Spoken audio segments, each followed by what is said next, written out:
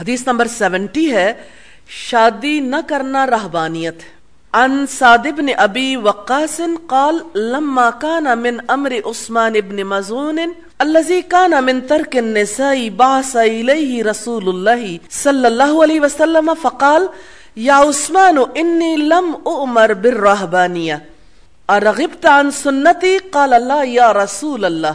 قال ان من سنتي ان اصلي وانام اصوم واطعم وانكح واطلق فمن رغب عن سنتي فليس مني يا عثمان ان لأهلك عليك حقا ولنفسك عليك حقا. قال سعد فوالله لقد كان اجمع من المسلمين على ان رسول الله ان هو اقر عثمان على ما هو عليه ان نختصي فنتبتل. حضرت سعد بن ابی وقاص کہتے ہیں جب حضرت عثمان بن مظعون کا عورتوں کو ترک کرنے کا معاملہ پیش آیا تو رسول اللہ صلی اللہ علیہ وسلم نے ان کی طرف پیغام بھیجا، عثمان مجھے رہبانیت کا حکم نہیں دیا گیا، کیا تو نے میری سنت سے بے رغبتی کی ہے؟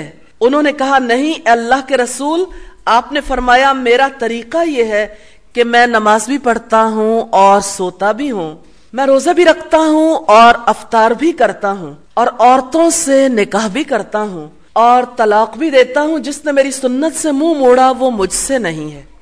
عثمان تیرے اہل کا بھی تجھ پر حق ہے اور تیرے نفس کا بھی تجھ پر حق ہے۔ سعد کہتے ہیں اگر رسول اللہ حضرت عثمان کو ان کی حالت پر برقرار رکھتے تو مسلمان یہ عزم کر چکے تھے کہ وہ خصی ہو کر اللہ تعالیٰ کی عبادت کے لیے ہر شے سے یکسو ہو جائیں گے۔